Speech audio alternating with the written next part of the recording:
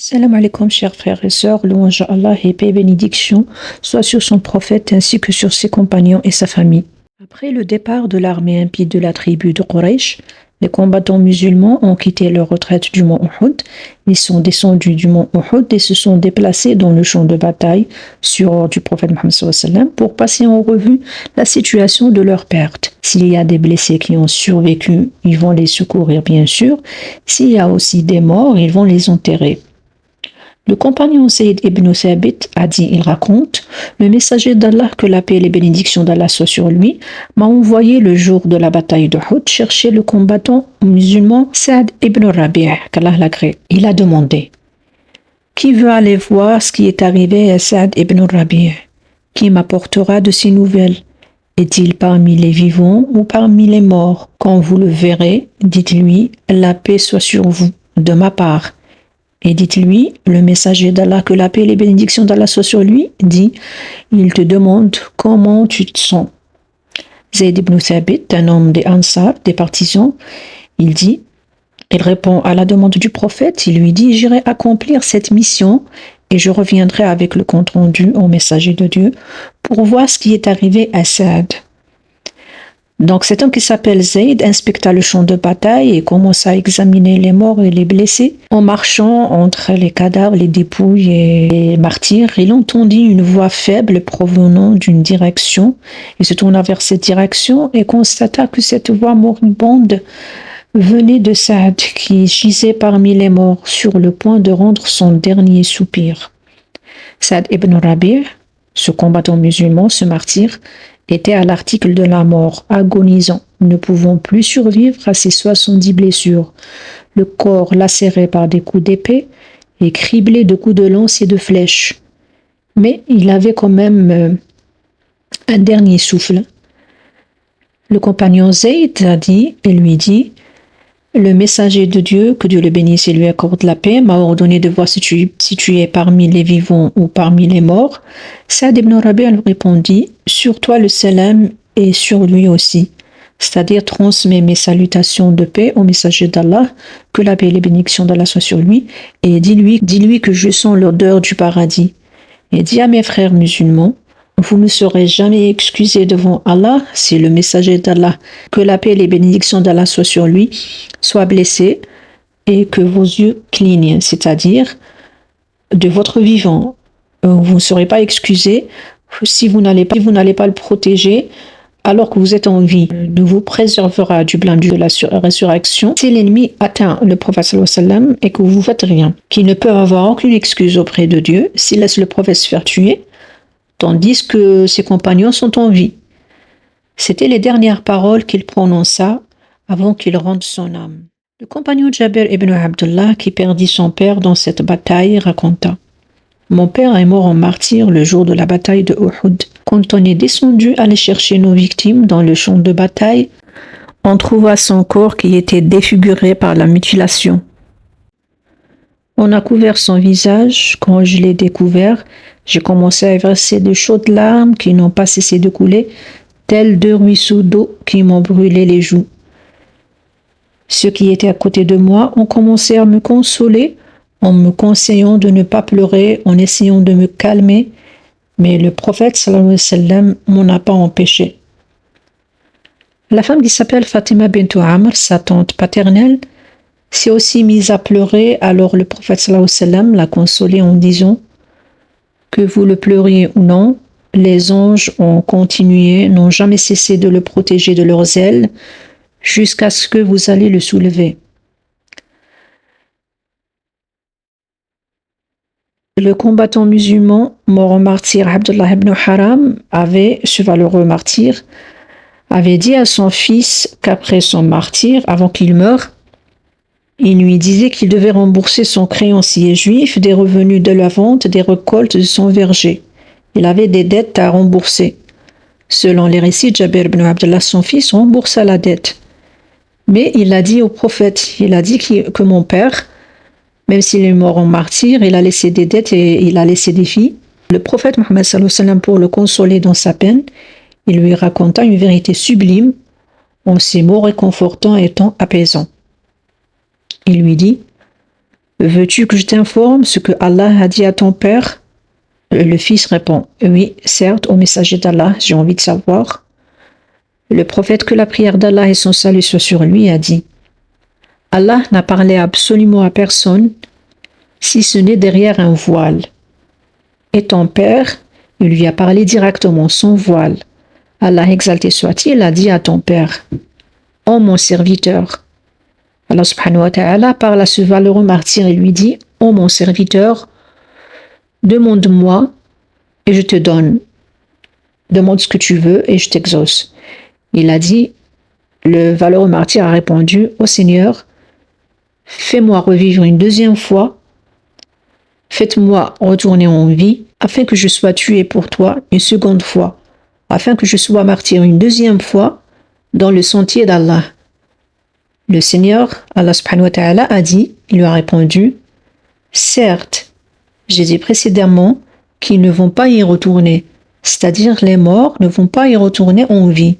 C'est une allusion faite au verset 75 de la sourate Al-Anbiya.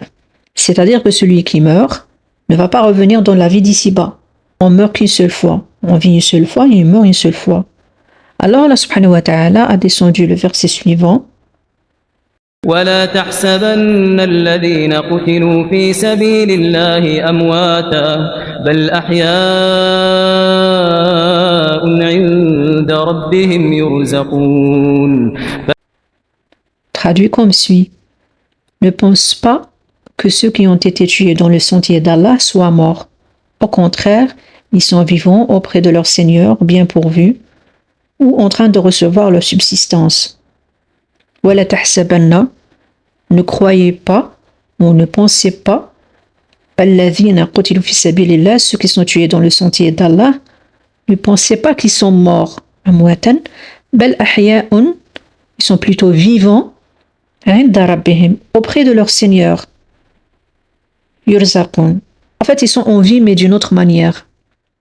Lorsque le messager d'Allah, sur lui la paix et le salut, arriva à l'endroit où gisait son oncle Hamza ibn Abd al-Muttalib, il vit son corps, il était mutilé. Au fait de voir son oncle et frère de lait Hamza, il fut profondément attristé et vit à quel point il était défiguré. Sa peine fut immense. Il s'exclama donc, le prophète, il dit, je n'ai jamais vu une scène aussi insupportable à voir. Sa sœur Safiya, la sœur de Abd al-Muttalib, Hamza bin Abd al-Muttalib, vint en courant de Médine, effrayé et dans tous ses états, jeter le dernier regard sur la dépouille de son frère Hamza qu'Allah l'agrée. Il lui firent les derniers adieux. Le messager d'Allah, sur lui la paix et le salut, la voyant ainsi dans tous ses états, et de peur qu'elle soit choquée, ordonna à son fils Zubayr, le fils de Safiya, de l'empêcher de s'approcher de la dépouille afin de ne pas voir l'horrible mutilation qu'elle a subie.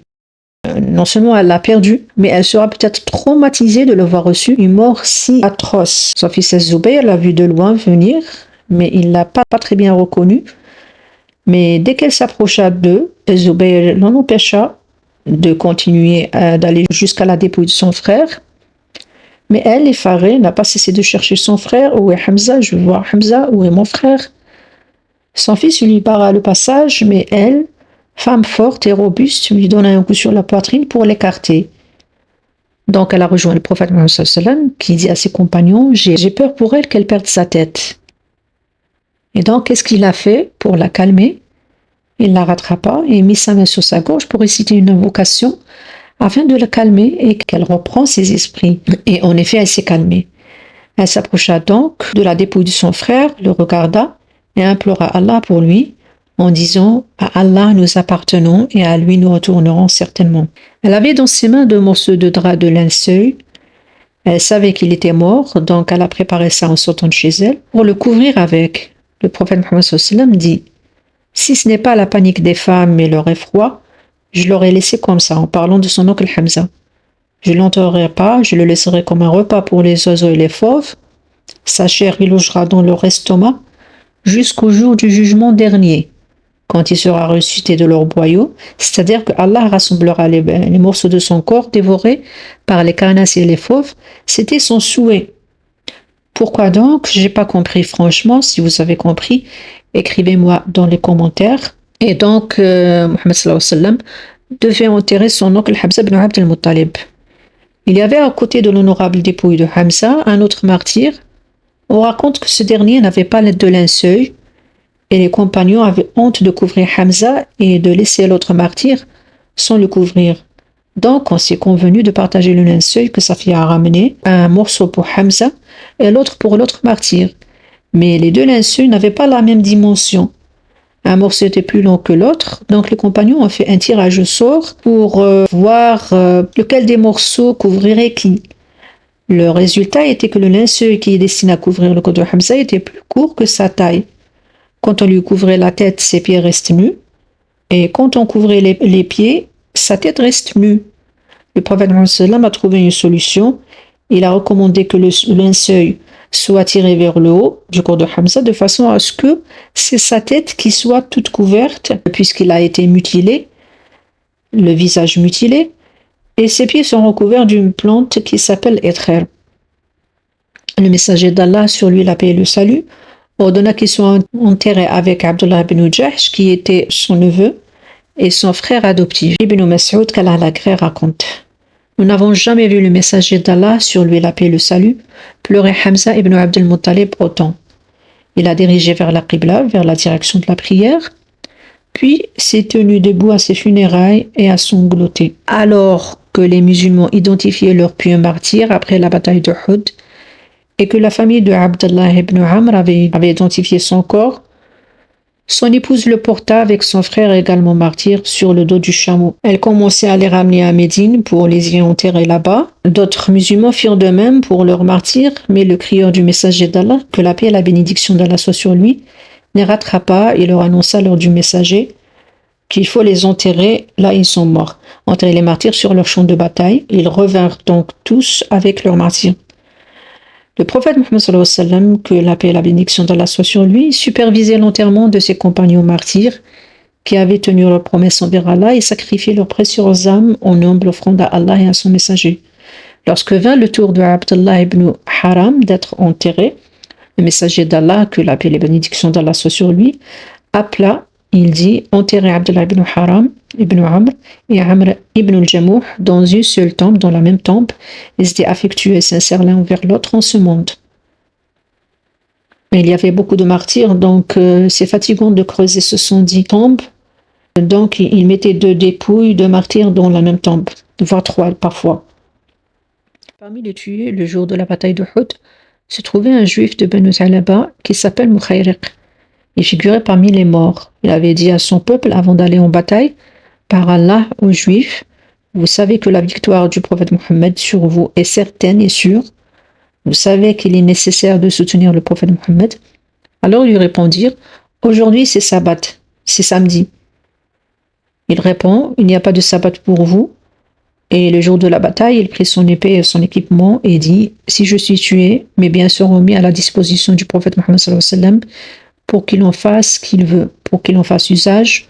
Le lendemain matin, il alla trouver le prophète Mohammed sallallahu alayhi wa sallam et combattit avec lui jusqu'à sa mort. Le messager d'Allah, quand il l'a vu, il dit: Mukhayriq est le meilleur des juifs. Comment ça s'est passé l'enterrement des martyrs? Le messager d'Allah, sur lui la paix et le salut, supervisa l'enterrement des martyrs. Il dit à propos de ces martyrs: j'atteste que quiconque est blessé dans la cause d'Allah, à lui la puissance et la majesté, Allah subhanahu wa ta'ala le ressuscitera le jour de la résurrection avec un liquide de couleur de sang, mais au parfum de musc provenant de sa blessure. Certains compagnons transportèrent les morts à Médine, mais le messager d'Allah ordonna qu'ils soient ramenés et enterrés là-bas, là où ils avaient été tués. Il ordonna qu'ils ne soient pas lavés, mais enterrés tels quels, avec leurs blessures et leur sang, après les avoir dépouillés de leurs armures, bien sûr de leurs vêtements de cuir. Il enterrait dans chaque tombe, comme je l'ai dit, 2 ou 3 martyrs ensemble. Il y avait même des martyrs qui se trouvaient couverts d'un seul linceul. Le prophète Muhammad sallallahu alayhi wa sallam devait enterrer une dépouille sur l'autre, mais il préférait que le plus connaisseur du Coran soit dans la position supérieure.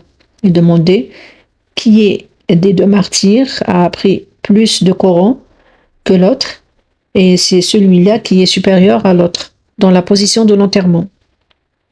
Ensuite, il a enterré Abdullah ibn Amr ibn Haram et Amr ibn al-Jumah dans la même tombe en raison de l'amitié qui les liait, qu'ils avaient l'un pour l'autre. En cherchant aussi dans le champ de bataille les dépouilles des martyrs, ils manquèrent le corps de Hanzala. Après l'avoir cherché et découvrir qu'il se trouvait à proximité et que l'eau en coulait de son corps.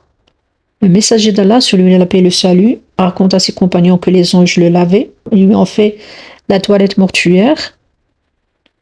Et pour expliquer comment ça se fait qu'il soit lavé par les anges, il dit demander à sa femme. Elle sait pourquoi. Et les compagnons l'interrogèrent. Elle confirma qu'il était en état d'impureté rituelle. Il est parti directement sans se laver pour aller dans le champ de bataille. Qu'Allah l'agrée. C'est pourquoi Hanzala, qu'Allah l'agrée, fut surnommé Rasil al-Malaika, celui qui a été lavé par les anges. Quant aux martyrs, combattants musulmans tombés en martyr, Mus'ab ibn Umayr, les compagnons le cherchaient aussi. Il était également tué, bien sûr, et il portait un court vêtement. Le prophète Muhammad sallallahu alayhi wa sallam dit, je t'ai vu, il lui parlait, il s'adressait à lui, je t'ai vu à la Mecque quand personne n'était plus beau, ni plus élégant que toi. Te voici maintenant la tête couverte de poussière, ne portant que cet humble vêtement.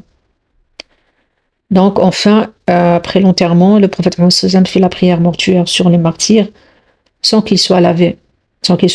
Mais est-ce que la prière a été faite? Ça dépend des versions. Il y a des versions qui disent il a fait la prière mortuaire sur eux. D'autres versions infirment ce détail. Après, le prophète Muhammad sallallahu alayhi wa sallam et ses compagnons prirent le chemin vers Médine. Ils rentrent à Médine. Après avoir enterré tous les martyrs, avoir loué et invoqué Allah, le messager d'Allah retourna à Médine avec ses compagnons. À son retour, les femmes croyantes, d'une qui a perdu son père, d'une qui a perdu son frère, de l'autre qui a perdu son mari, les femmes proches des victimes ont témoigné le regret avec stoïcité, presque muet, ont contenu leurs larmes avec un courage comparable aux actes théoriques des hommes au combat. Une femme qui s'appelle Hamna bint Jahsh, qu'Allah l'agrée, rencontra le messager d'Allah, sur lui la paix et le salut, sur le chemin du retour. Il lui annonça la triste nouvelle de la mort de son frère, Abdullah ibn Jahsh. Elle se contente de répondre et de dire à Allah nous appartenons et à lui nous retournerons. J'implore le pardon d'Allah. Puis il annonça la mort de son oncle maternel Hamza ibn Abd al-Muttalib. Elle répondit à Allah nous appartenons et à lui nous retournerons. Je demande pardon à Allah. Lorsqu'il lui annonça la mort de son mari, Mus'ab ibn Umayr, elle se mit à crier et à pleurer. C'était la goutte qui a débordé le vase. La voyant ainsi, le messager d'Allah, que la paix et les bénédictions d'Allah soient sur lui, il dit, c'est juste une remarque, il dit le mari extrêmement cher à sa femme. C'est une histoire qui n'a pas été tellement authentifiée, mais je l'ai juste racontée comme ça. Ensuite, en annonçant une femme de Médine, la triste nouvelle aussi de la perte de son mari, son père et son fils. Donc elle a perdu 3 hommes de sa famille, tous les 3 martyrs dans la bataille de Uhud. Mais elle, en apprenant la nouvelle, elle demanda, après le prophète sallallahu alayhi wa sallam, elle demanda comment va le messager d'Allah. Les compagnons répondirent, bien, ô mère d'un tel, grâce à Allah, il va bien. Et il est aussi bon que vous le voyez, que vous le souhaitez. Elle dit, laissez-moi le voir. Ils le désignèrent du doigt. Le voilà. Il est vivant, il marche. En le voyant, elle dit, tous les malheurs ne sont rien tant que vous êtes en sécurité. Donc le messager d'Allah, sur lui la paix et le salut, arriva à Médine le samedi soir du 7 Shawwal de l'an 3 de l'Hégire, ainsi que ses compagnons. Dès son arrivée chez lui, il tendit son épée à sa fille Fatima et lui dit, « Ma fille, lave le sang de cette épée, par Dieu, elle m'a été utile aujourd'hui. » Ali ibn Abi Talib, qu'Allah l'agrée, fit de même. Il lui tendit aussi son épée à sa femme Fatima, donc la fille du prophète. Il lui dit, lave aussi le sang de cette épée par Dieu, elle m'a bien servi aujourd'hui. Le messager d'Allah, l'entendant dire ainsi, il s'adresse à Ali ibn Abi Talib, son cousin. Il lui dit, le combattant musulman aussi, Sahl ibn Hulayf, qu'Allah l'agrée, et le combattant musulman Abu Dujana, qu'Allah l'agrée aussi, eux aussi, ils étaient courageux aujourd'hui. Et ils étaient aussi courageux que toi aujourd'hui au combat, dans le sens pour lui dire que tu n'es pas le seul à faire preuve d'héroïsme. Quant au bilan, on dit que le nombre des morts, selon plusieurs récits, qui confirment que le nombre des morts atteint 70, d'autres disent 35, le nombre des musulmans tués, dont la majorité font partie des Ansar, les partisans. Et pour rappel, parmi les autres victimes figuraient un juif et 4 immigrants. Donc il y avait un juif qui est tombé en martyr. Quant aux polythéistes, 22 furent tués, mais certaines versions avancent un nombre de 37. Et Allah, c'est mieux. Sur ce, je termine. Je vous remercie pour l'écoute. J'espère que ça a été intéressant pour vous. J'espère que c'est utile pour vous. Restez fidèles si vous êtes intéressés, si vous avez aimé. Et à la prochaine, Inch'Allah, si Allah me prête vie. Salam.